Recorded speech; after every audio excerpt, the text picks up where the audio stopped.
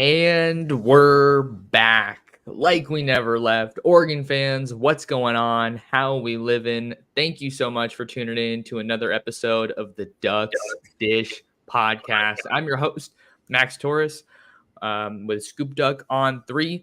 And it's Thursday, June 13th, 2024, coming to you from Long Beach, California. We got a big episode, as always, in store for you guys today. Justin Hopkins and I are previewing Oregon's June 14th official visit weekend as recruiting continues to heat up here in the month of June. But before we get to that, the Ducks Dish podcast is brought to you in part by Ranchito Grill in Springfield.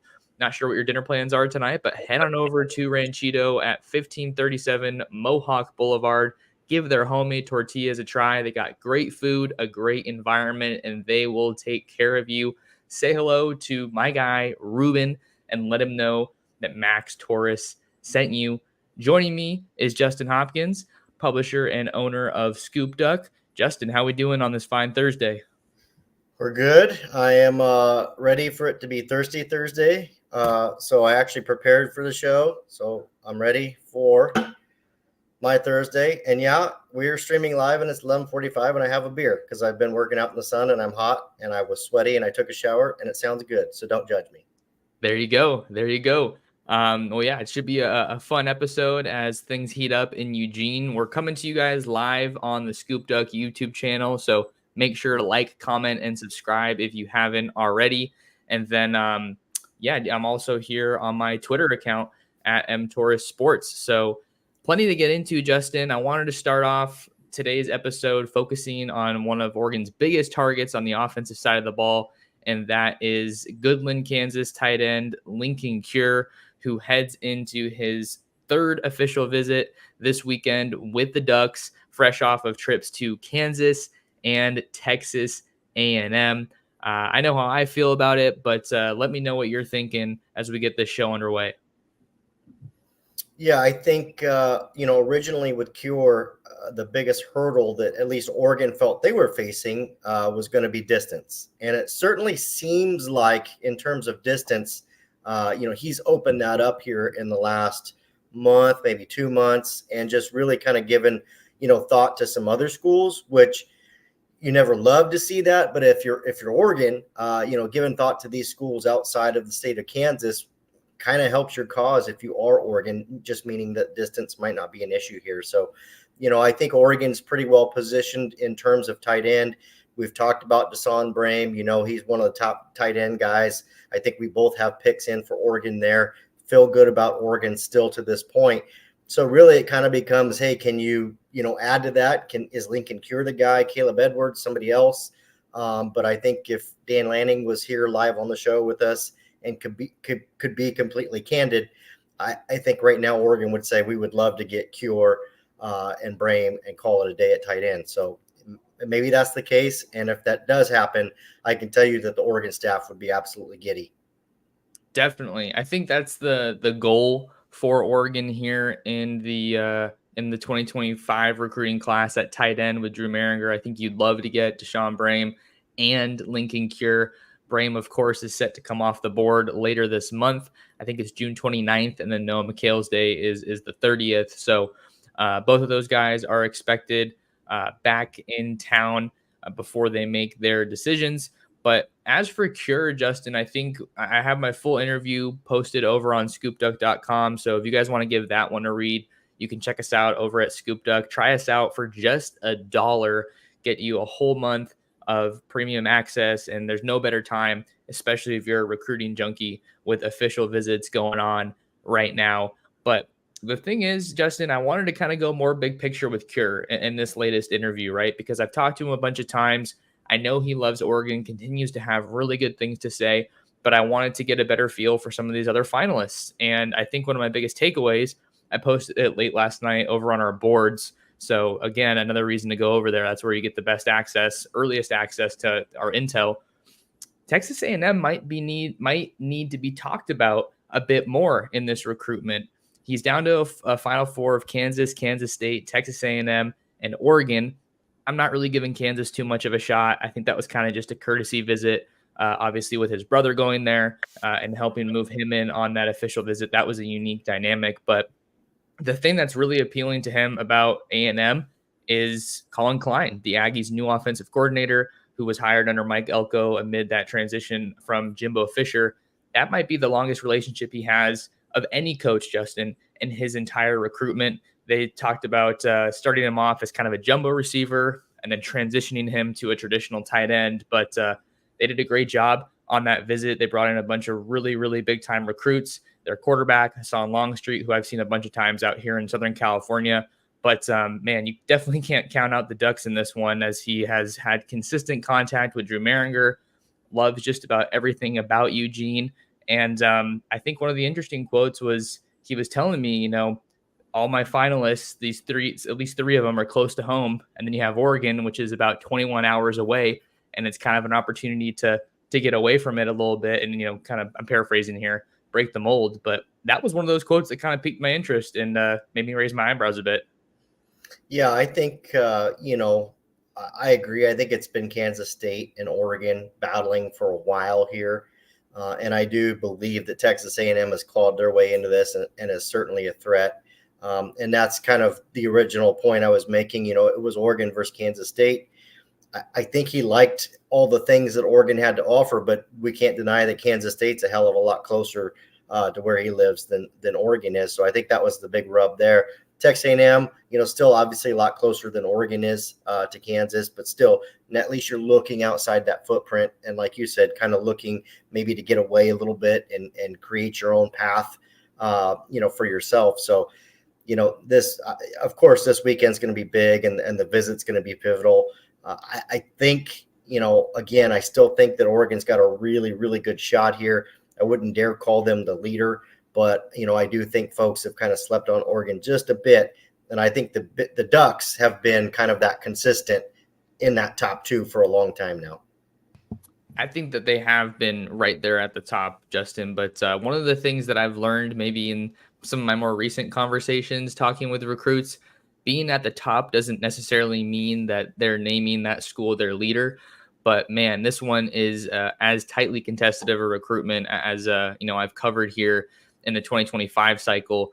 And I think Oregon's still got a good shot. You got to like their chances, especially with the need they have at tight end. I think that that's resulted in them really turning up the heat here on Linkon Cure, as they're set to lose Terrence Ferguson and Patrick Herbert after the 2024 season. But if you look down the line and you're able to get Linkon Cure, you have him, you have Sadiq. You and I both have predictions in for Deshaun Brame.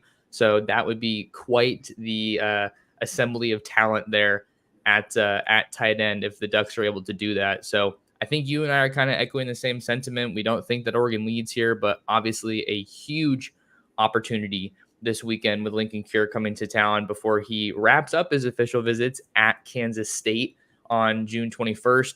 No concrete timeline, but he's hoping to have things decided with his recruitment before the start of his senior season. So the last note I'll add here is that Linkon seemed like he might have been looking for a little bit more clarity as far as how he's going to fit and be used in this Oregon offense.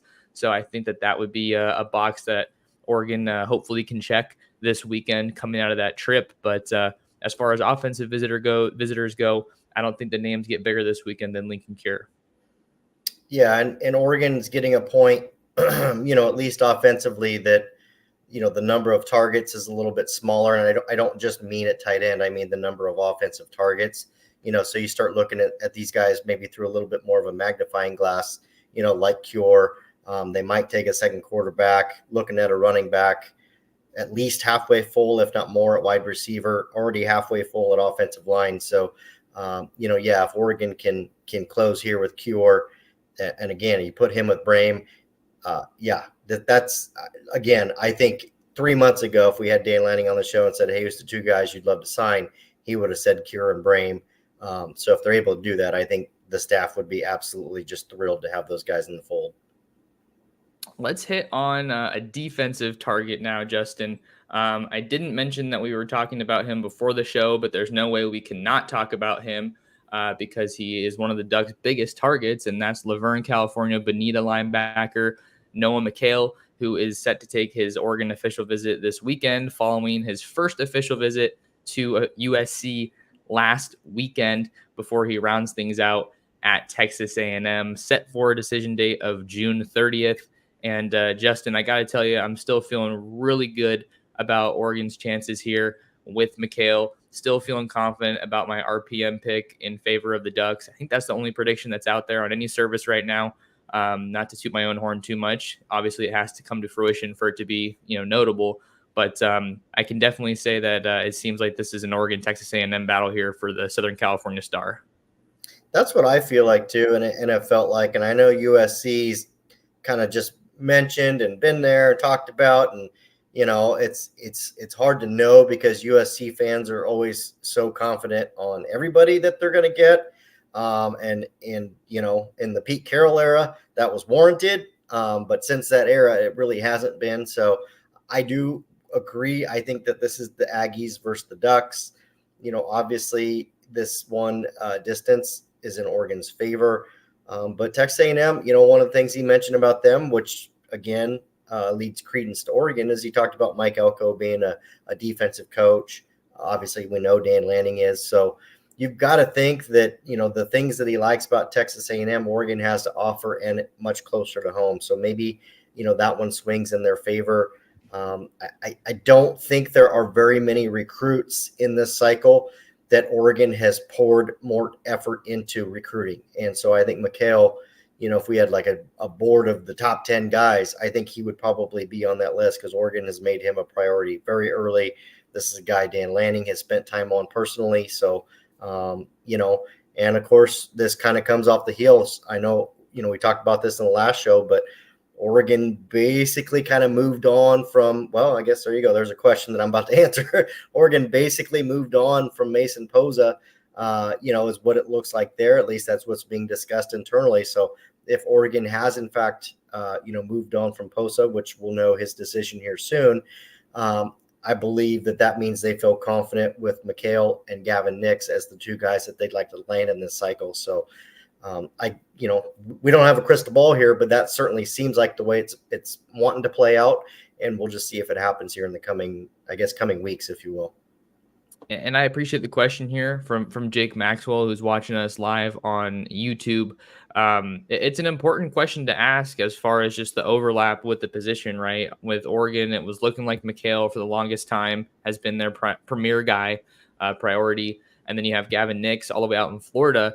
So, if you're saying, Justin, that they're potentially moving on here from Posa, who is supposed to announce his college commitment this evening from a top 3 of Oregon, Texas A&M, and Wisconsin, maybe that's kind of, we're filling in the cracks here and reading between the tea leaves as far as Oregon potentially feeling a bit better than people think about Gavin Nix out of IMG Academy in the Sunshine State, an area that Oregon hasn't recruited super heavily, or maybe I should say successfully, IMG specifically. But man, they're turning up the heat in Florida after adding Zaire Addison this week. So I think that we still feel good. I still feel good about Oregon's position for Noah McHale. I think that's definitely a huge visit for them as he kind of mulls over his recruitment. I think, best case scenario, Justin, you do such a good job with McHale this weekend that he doesn't take his official visit to Texas A&M next weekend. I'm not saying I think that's going to happen, but that's just the probably perfect scenario for Oregon, seeing that A&M is their main competition. But McHale, I have another story where he previewed his Oregon official visit, talked about his USC trip, his A&M interest, all that still, again, over on Scoop Duck. But not a whole lot more for me to add, Justin. I don't know if you had any more on Noah McHale before we moved on to anyone else. No, I think just I would echo something here like I echoed a moment ago with tight end recruiting. I think if we had Dan Lanning here and said, hey, of course he'd love to just sign 5 stars only, but who's the reasonable guys you could get and who's the 2 you want? Because again, this won't be a big linebacker class. It can't be. I mean, there's only two positions at linebacker for Oregon in that Lanning defense. And, they signed 3 last year. So you can't take more than 2. I think the answer would have been Noah McHale and Gavin Nix. They really like Gavin Nix and the way he plays. You probably considered that one a little bit more of a long shot from the beginning. I know I did, but it certainly feels like the staff has some confidence there that they might be able to finish out the way they want with Mikhail and Nix. So again, I guess we'll see in the coming weeks. Got a question here from Andrew. We'll hit on some of these questions as they come up, and if they relate to sorry about that, hit the mic. If they relate to the show and who we're talking about. Andrew's question here: don't suppose there's a chance if by some miracle Oregon lands Michael Terry, they could play him at tight end? I know he has crazy athletic skills and no defined position. Yeah, Michael Terry has continued to be one of the biggest targets on Oregon's board here in the 2025 class. Obviously, out of San Antonio, Texas, Alamo Heights specifically. We know this staff, Justin, they have extensive ties into San Antonio with guys like Will Stein, Antonio Parks. It looks like Oregon is primarily recruiting Terry as a running back. At least that's what he told me at the On3 Elite Series in Nashville. And we'll talk a little bit more about running back recruiting in a little bit here, or maybe that's how we transition into our next visit preview. But before we get to that, Justin, what do you think about Terry and this question here from Andrew? Yeah, it's a good question. And Michael Terry's just like so unique because of his skill set, right? You just kind of sit there and you look at him, you think, okay, the kid's a freak athlete. He's got, just all the physical traits that you want. And, he's going to be one of those guys, frankly. Here's what's going to happen, whether it's Texas A&M or Oregon or Texas, wherever he ends up, he's going to be one of those guys that shows up and coaches in 3 different rooms are going to be fighting for him. You have the receiver coach fighting for him, the tight end coach fighting for him, running back coach fighting for him. And I think ultimately, here's what I would say, Andrew. If you're any of those schools, including Oregon, you really want the kid to kind of pick where he wants to play, right? You want to know what position do you enjoy? What position, do you feel like you would thrive in? And I think ultimately, whatever Terry tells any of these coaches, whether it be Oregon or whatever, I think most of them are going to leave that open to him. I think Oregon does view him as a running back, but almost in the sense that like more of a wildcat running back. Like that's where I think he really fits in. It reminds me of maybe, I know a little different body size, but I mean like a Michael Crabtree when he was at Texas Tech, and the way that he just moved around that entire offense is what Michael Terry would be able to do. So this is a guy you could push all the way out wide if you wanted to. You could line him up on the edge of the line of scrimmage. You could put him in the backfield, whether at quarterback, running back, just a unicorn, absolutely unique. Again, I think it comes down to if you're Oregon and you're wanting to get him, and they do, you're kind of leaving it up to the kid. Like, where do you want to play? We'll recruit you. And so I think right now, maybe that sounds like running back, probably because he envisions himself as a wildcat quarterback. But, you just have to see what happens when he gets on campus, really. Yep. And it seems like I believe he's one of those June 21st visitors that is highly anticipated. And again, it felt like he was one of those guys coming out of On3 Elite that maybe Oregon wasn't being talked about enough. Not saying that Oregon leads there, but maybe they have a better shot there, Justin, than people might be giving them credit for. Staying at the running back position, let's talk about Jordan Davison, the modern-day star out of Santa Ana, California. Man, Justin, this has been one of the biggest recruitments that we've been tracking this cycle. Jordan Davison's a guy I've seen plenty of times in my past 2 years out here on the trail in Southern California. He's got a top group of Oregon, Ohio State, Michigan, and Alabama. He's already got trips to Michigan and Alabama in the books. We'll head to Eugene for his official visit with the Ducks and Rashad Samples this weekend before going to Ohio State, and a decision probably not too far off after he wraps up his official visits. I think Oregon's got a decent chance here. I mean, maybe even better than decent with Davison. He seems like a guy who's kind of gone quiet so far in his recruiting process. This question from Andrew here. Haven't heard anything about Jordan Davison in a while. Did the Ducks give up? Ducks definitely didn't give up. I mean, it's not over if you're getting an official visit from the guy, but I think that he and Terry, I would say right now, are probably the top names at running back. There's a handful of other guys that I know we've discussed, Justin, but admittedly, I don't have as great of a pulse on at this time. But with Davison, seems pretty simple as far as I'm concerned. It's Oregon versus Ohio State. Oregon's going against their former running back coach, Carlos Lachlan. And it's maybe worth adding that Ohio State did pick up a commitment from Bo Jackson out of the Cleveland area, I believe, just a week or so ago. So that's kind of a notable note here in the 25 class. Yeah, that was going to be my kind of nail on the head, if you will. I think Ohio State adding Bo Jackson certainly changes the element there. Oregon's definitely never given up on Jordan Davison. It's just been, I mean, anybody that looks at this with just, objectively, you look at, Oregon was kind of in the game and then kind of faded away a little bit. Then Carlos Loughlin leaves, goes to Ohio State. And, so Oregon probably lost even a little bit more there. Coach Samples comes in, tries to rebuild that. They get him on campus pretty quick after Coach Samples is here. Feels like they kind of clawed their way back into it. But Davidson just feels like one of those guys that's had his eye on playing outside of the Western footprint for a long time. Like, I mean, if you look at it right now, only one school is out in the Western footprint for him in his top four. Ohio State and Bama, Texas, those have been the ones that have been talked about, maybe almost more so than Oregon up to this point. And so, I don't know. This one feels tough. I know, like you've said, Max, as well, he doesn't do a ton of interviews. He does some, and he doesn't give away a lot. So this has been a tough one to crack. And the other fact that I'll go with here is that Mater Dei has got about a half dozen guys that are going to play Division I football somewhere this year. And frankly, Jordan Davison's kind of the only one Oregon's really recruiting at this point moving forward, at least in this cycle. You've got Marcus Harris, which Oregon's kind of wherever they're at, but, Chuck McDonald went to Alabama. Darius Dixon went elsewhere. So Oregon's really kind of just been on Jordan Davison. So I don't know, kind of a unique recruitment. Is a really great player. Even if he takes these official visits and let's say he commits to Ohio State or wherever, Oregon's not going to give up. I would fully expect that even if he should commit somewhere else, Oregon will do their best to get him on campus again this fall for a game.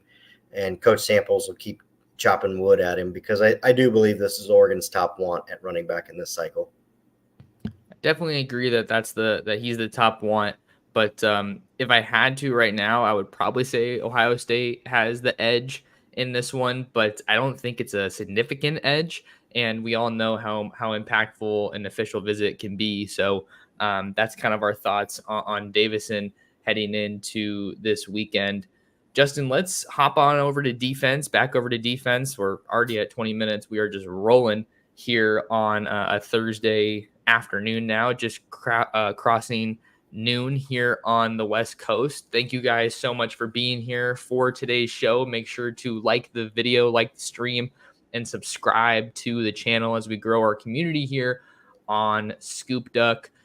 Let's go with DB, Justin. Let's talk about 5-star Conroe, Texas defensive back Dorian Brew, who I said on the boards yesterday, confirmed that he's going to be in Eugene for his official visit. He is coming off of official visits to USC and LSU, also has official visits planned to Texas and Ohio State. And Justin, this is a guy I was really excited to meet and talk to out in Nashville at the On3 Elite Series.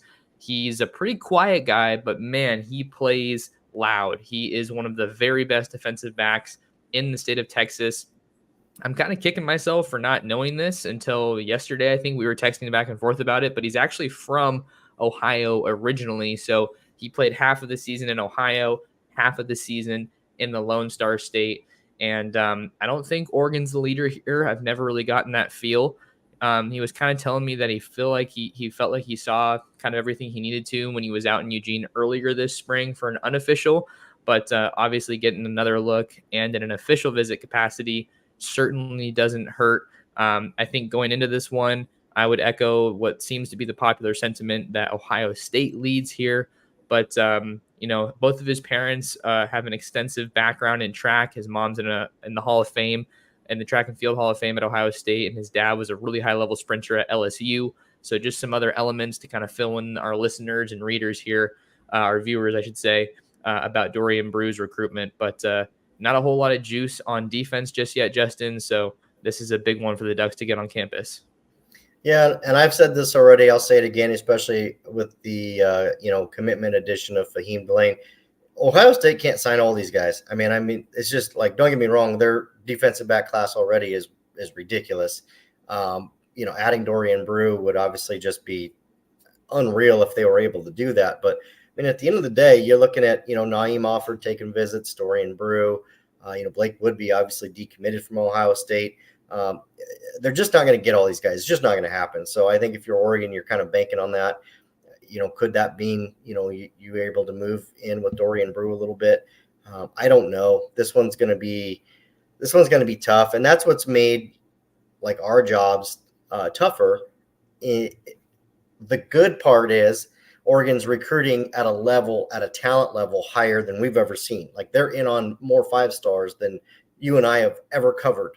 And I know I've done a little longer, but I've never talked to 10 or 15 5-stars and felt that Oregon actually has a shot at them. Like that's never happened. Lucky if there's 2 or 3. And so the bad part is these 5-stars are a lot harder to predict, right? I'd love to sit here and be like, oh yeah, Oregon leads. His mom loves the Ducks. When you're dealing with these 5-stars, the recruitments are different. They keep a tighter circle. Things are harder to read. There's bigger stakes involved because you're not looking to just beat out, like, say, Washington and USC and Utah. You're trying to beat out Ohio State and Alabama and Texas. And I mean, the absolute pinnacle of college football recruiting. So, again, Oregon has never led for Dorian Brew, in my opinion. I think they've kind of really clawed their way into this one. And I would say that they're probably around the top 3 range for him right now. But it never hurts to get him on campus. I think, hopefully Oregon can really sell the track and field program. Hopefully, the coaches that have Texas connections can really help there, being that he's in Texas now. And I don't know. I guess we'll see. This kid's a difference maker, though. This one comes in and starts for your team day one, in my opinion. This is one of the very few kids I say that about, really. Dorian Brew, another big visitor to keep an eye on as he heads to Eugene for his official visit. Let's stay in the secondary, Justin. Talk about another really highly rated recruit. To your point about all the 5-stars, my goodness. We're talking about Birmingham, Alabama, Parker High School cornerback, and current Ohio State commit Naeem Offord. This is one of the very biggest names in the secondary in the country, really. And Oregon made some waves in this recruitment with, kind of an under the radar unofficial visit back in the spring, kind of one they were trying to keep under wraps. But you and I obviously had that one over on Scoop Duck. So the visit obviously went well because now they got him for an official visit. I might need you to carry me a little bit as the gardeners are just outside my my window here. So hopefully it's not too loud. But man, this is another important one. He's coming off of official visits to, I believe, Auburn and Alabama. So both of those in-state programs got looks from Offord. Seems like they still have ground to make up here. But, I mean, you can't discount getting him on campus. Seems like it could be, an altering, a game-changing kind of weekend if they are able to make that big of an impression. And I don't see why you wouldn't think they'd be able to, but seems like he's pretty solid with Ohio State, at least as of right now. Yeah, I mean, this one's, again, really tough because, Naeem doesn't do many interviews, has pretty much said, I'm solid with Ohio State. In any interview he's done on any network, I'm solid with, he said all the right things about his commitment. But you have to look at one thing, and at least I do. He's been, I don't know what the number was, but he's spent like half of his last 2 weeks at Alabama on multiple visits, some of it for, 7-on-7 and whatnot, but he's been around. So my point to that is he's from the state of Alabama, been on Alabama's campus a bunch, and committed to Ohio State. That's going to be a really tough one for Oregon. And I'm not trying to be Debbie Downer, but if you peg me into a hole and you ask me the hard question, do you give Oregon better odds for Dorian Brew or Naeem Offord? I kind of feel like it's probably with Dorian Brew at the moment. I think we're going to see Ohio State and Alabama battle it out for Offord. What kind of becomes of that might have a trickle-down effect to Dorian Brew and some of the other guys, that Oregon's also recruiting. So really tough. Like you said, it never hurts to get him on campus. It certainly feels like this. I don't care if Offord flips. I don't care if Offord sticks to Ohio State. Whatever happens with this recruitment, this looks like a young man to me that will still be, I'll use the term, on the table come the fall, right? You might be able to get him back for another visit. You might, still recruit him. So this one to me just really looks like one that if you're Oregon, you're playing the long game here. So regardless of what happens in the next 2, 3, 4 weeks, whatever, I think you're playing the long game with Naeem Offord. Never hurts to play the long game. You don't want to limit your options. And we've spoken at length, Justin, about how important the month of June is here in recruiting. But at the same time, it's June. Like that's 6 months away from the early signing period. So to your point there, there's still plenty of time to stay involved. And at least with Oregon's recent recruiting history, most of these guys, most recruits aren't super opposed to continuing to hear from Oregon despite what happens in their recruitments. But yeah, it seems like Neem offered, I mean, for as highly rated of a guy as he is, even with some of these trips he's taken, he does seem like he's pretty solid with the Buckeyes. But like you said, they can't sign them all. So Oregon's looking to stay in the mix here. Appreciate the comment here from Quack Fanatic. Says Max and J-Hop are 5 stars when it comes to Oregon recruiting. Scoop Duck is the place to be. Appreciate the kind words, and we would certainly agree that Scoop Duck is the place to be. So we're glad to have you along, and definitely recommend you check us out if you haven't already. Let's see. I think we had one more guy at least that we wanted to talk about, Justin, staying in the secondary again. Man, this is one of the biggest ones, and one that I don't think is being talked about quite enough. It is Arkansas safety Amarion Robinson. I want to get his specific school. Little Rock, Arkansas, Parkview Magnet High School. This has been kind of quietly one of Chris Hampton's biggest targets in the 2025 class. Still looking for their first DB.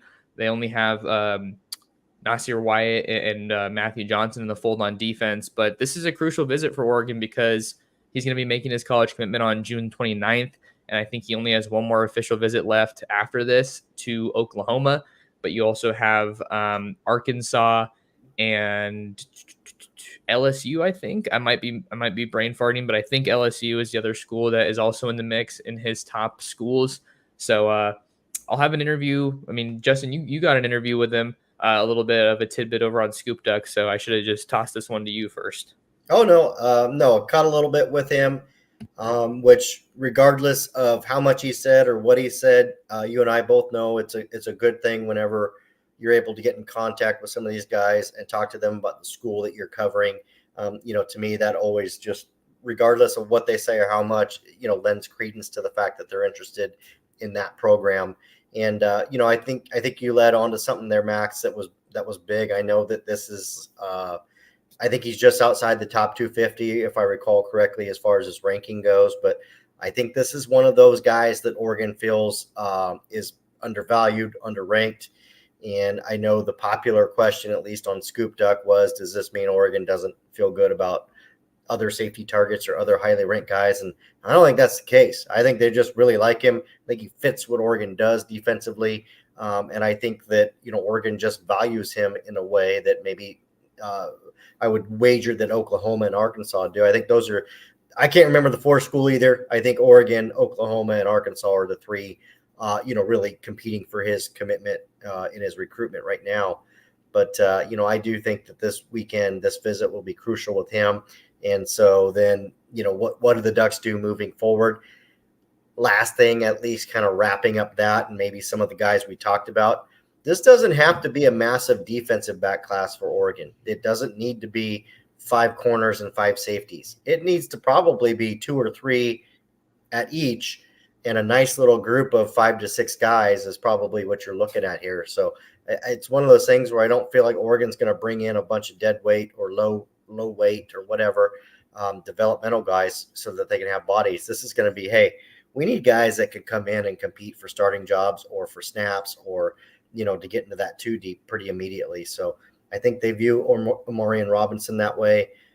I think Arkansas had a ton of early buzz. I think Oklahoma has stolen a little bit of that. And at the very least, that means he's open to leaving the state. So that kind of creates an opening for Oregon too as well.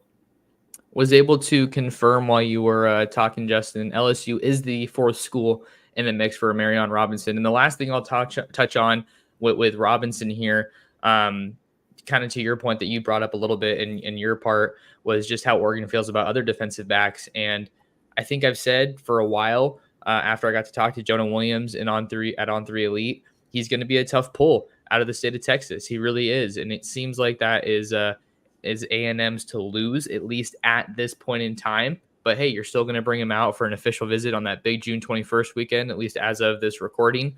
But I think Trey McNutt is probably the high-level guy that I feel the best about with Oregon right now. But, if in fact Jonah Williams is trending towards A&M, I think that is an uphill battle for the Ducks. Maybe you see them turn the heat up a little bit here this weekend on a guy like a Marion Robinson. So plan to have more on him, either later today, maybe tomorrow. But he's a big one that I think fans definitely need to keep an eye on here as we head into the weekend.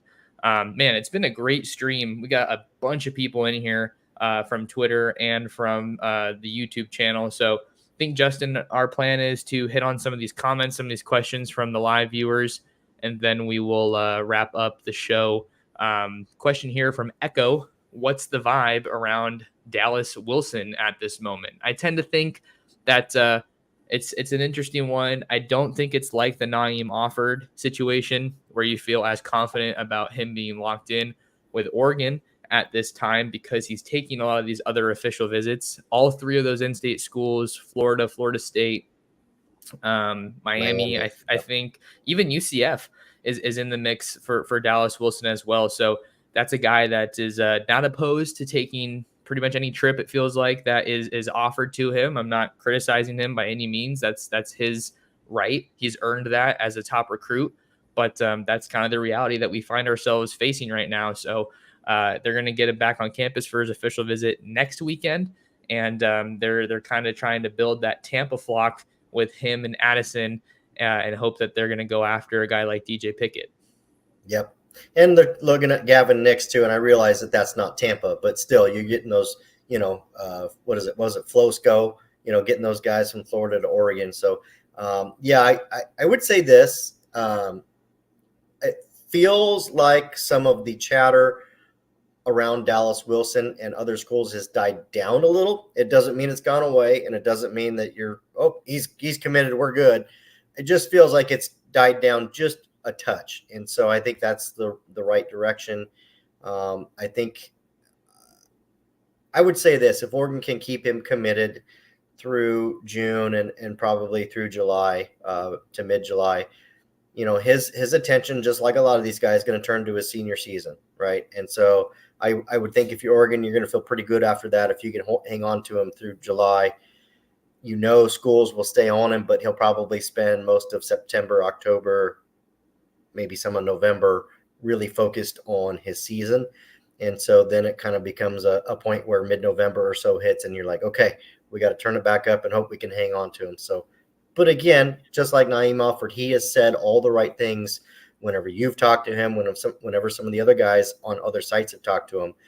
He still has maintained the right thing and said that he loves Junior Adams and he loves Oregon. So, and Oregon keeps producing wide receivers at a great clip. And a lot of these guys that Junior Adams has coached are making some serious noise in the NFL. So that will continue to help their case as well.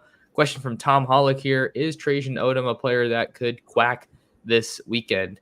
Man, this has been a really fun one to follow, Justin. For those of you that don't know, if you're not like super on recruiting, Trajan Odom is a big-time defensive lineman out of North Carolina. Originally, though, from Inglewood, California. So kind of a West Coast transplant, if you will. He's taking his official visit with the Ducks this weekend. You also have Ohio State as a school that is looming pretty large in that recruitment, Justin. I think SC maybe is worth a mention as well. I think UCLA was another one. I saw some update recently, but I think Georgia might be in the mix there too. This guy's got every offer out there, basically. I felt like this is a guy Oregon has a really good shot with pretty much since he got offered, because there was just so much effort that was, exuded in that recruitment with Tony Tuioti, Tosh Lupoi going out to see him in North Carolina. So I don't think that a commitment is necessarily on the table this weekend, but I do think this is a D-line guy that I feel a little bit better about compared to, the rest of the defensive line board as it stands right now. Yeah, I don't know that there's a quack watch from the group this weekend, and it's not a bad thing, but here's the reality. All these guys basically that are visiting this weekend, you only have one more weekend for official visits in this month of June, right? You're basically 5/6 of the way to the finish line, so you're probably not going to quit, just before you get to the finish line. So I think in the case of Trajan Odom, I don't think he's on quack watch this weekend, but it doesn't mean that I don't think Oregon has a chance. I think they have a legit chance. I think this one's really, it's been Ohio State, USC, and Oregon. I like the fact that UCLA is in there too, because it really kind of tells me that him coming back out west is something that he's open to or might want to actually do. So if you've got Oregon, USC, and UCLA, that really helps your chances here. I think if you're Oregon, if it's Oregon versus USC, I'm gonna take the Ducks, being able to get that one done, because I don't think Dan Lanning will let this one slip away to the Trojans if he can avoid it. Oregon versus Ohio State becomes very interesting, a battle we've seen over and over. To answer the simple question, no, I don't think he's on Quack Watch this weekend, but I certainly think that within a couple weeks here, he's going to be ready to make a decision, and I think Oregon's definitely going to be right there in the mix with that one, all the way to his decision. Next one comes from Wink, and I think a couple of people have asked this one. Justin Wink says, "Hey fellas, is Kainoa Winston visiting this weekend?" I think he's a guy that you've interviewed before. I haven't gotten to sync up with him, unfortunately, so I personally haven't heard much about this, but I know you've been doing some digging. So any updates on your end here, Justin? I haven't been able to confirm with him if he was visiting, so I did miss that. I will work on that today and get it posted on Scoop Duck. I have every reason to believe that he will visit this weekend, but I'll be completely honest. I think Oregon's probably sitting at least third in this recruitment. Looks like Michigan's made a big move here. Penn State's another school to watch out for. So I think this one's a fairly uphill battle for Oregon. And while he's a good player, I think Oregon will put a lot more of its efforts into Omari and Robinson if they both visit versus Kainoa Winston, if that makes sense. I'm not saying they'll just put him in the corner and ignore him. That's not what I'm saying at all. But I think you will see Oregon put a lot of effort into Omari and Robinson. And, I think Oregon's got some ground to make up with Winston. And I think they're kind of okay with that too. Well, we'll keep tabs on that one, Justin. He's a guy out of the DMV area where Oregon has consistently, I think, turned up the heat a little bit and expanded their presence. Last question for us today, Justin, before we head on out of here, comes from Top Shotta. And the question is, any concern with the staff on DB targets? I'll go first here. I don't think that there's necessarily concern. I think for me, it's kind of a little bit more intrigue, I would say, because they have all these guys that are coming to campus. So clearly they're doing something right. I mean, they're not going to get an official visit from a guy or bring him out if they don't feel a little bit good about their chances, right? I think the thing that I'm going to be keeping an eye on, Justin, is the recruitment of Adonis Curry, who's a SoCal guy. He's a corner committed to Texas A&M right now, but I feel like that was really a guy that Oregon was pushing for leading up to his commitment. His commitment kind of came out of nowhere for me, although I admit I didn't really have a great pulse on that one and have a source that I was going to on that one. But Chris Lawson, I think, makes the DB recruiting a little bit interesting here because they haven't done great with some of their other cornerback targets. Some of them came off the board early. It's important to note that it's not always a bad thing if they miss on a guy. It might be, in fact, a decision where it's like, hey, we're going to let him, check out a different school and keep working on some bigger fish. So given that Adonis Curry, Chuck McDonald, both off the board to other schools, I think that Curry's a guy they probably wanted more than McDonald. But I'd be interested if they give Lawson the green light. He'll take his last official visit to Cal this weekend before a June 21st commitment. I don't know. The more I think about it just strategically, I think maybe it makes sense to take Lawson, even if he comes as an athlete, and you can maybe try to use him as a DB, because it seems like that's the bigger need as it stands right now in the 25 class. Yeah. One of the ways that I've always judged this question, or, a question similar to it is Oregon out there throwing out backup offers? Is there suddenly some new targets that we hadn't known about? Did they circle back on guys that we kind of originally had heard that maybe they cooled on? And so far the answer to that is no. So, you did mention Chuck McDonald. That's just one I don't think Oregon ever really pushed all that hard for. I think he's a good player. I just don't think they pushed hard for him. Darius Dixon, same thing. Oregon never really engaged there. Dijon Lee. Those are all three defensive backs in Southern California. Like, those are all three guys that I feel like if Oregon had turned up the heat on all three of them, they probably could have gotten two of them easily. So, the question becomes, what do you do with Lawson? I think Oregon really liked Adonis Curry, but when he went to Texas A&M, I don't think anybody was slamming the panic button down. Again, this is going to be a quality over quantity group. I think you're going to see Oregon likely signing maybe 5 guys total between corner and safety, maybe 6 if it ends up being just, you got a couple guys. Because we know at the end of the day, like let's just say, for example, that you take Lawson's commitment next week or 2 weeks, and he's the first guy committed. Well, you're not going to turn away DJ Pickett, and you're not going to turn away Blake Woodby. There's some corners out there. You're not going to turn away Dorian Brew. There's 3 other corners right there that if they all wanted to come and commit to Oregon, you're not going to tell them no. So all of a sudden you have 4 cornerbacks committed, which you didn't want, but now you're like, so I think Oregon's being very careful here, because I think of the guys that I mentioned, and whoever it is, I think between those elite guys, Oregon feels like, hey, we're going to get at least one of these guys, and maybe we're going to get 2. And at that point, we can decide to look at adding a third, or we can just take those 2 and be done. And if that doesn't happen, then we'll adjust and move forward there, because I think they can come back around on Adonis Curry and make that one change over time. I feel like Chris Lawson, even if he committed to Washington or Cal in 2 weeks, Oregon could circle back and get him. So I think really right now, Oregon feels that there's a level of confidence that they don't need to be, targeting backups, and maybe taking some of the guys they view as backups, if you will.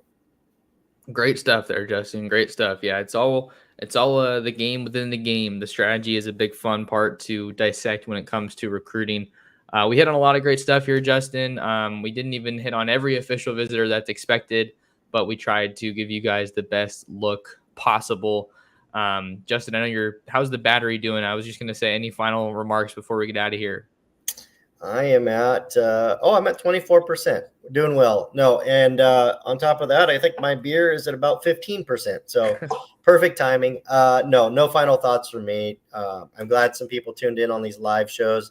I know we didn't give you much of a heads up, but Max and I were trying to figure these out. Max did a great job, and moving forward, maybe we'll try and plan one a week, set a time, and make sure that we're on time and ready to roll, and give you guys some heads up on it. But keep subscribing to the channel, so that way you guys are always tuned in on the latest stuff here.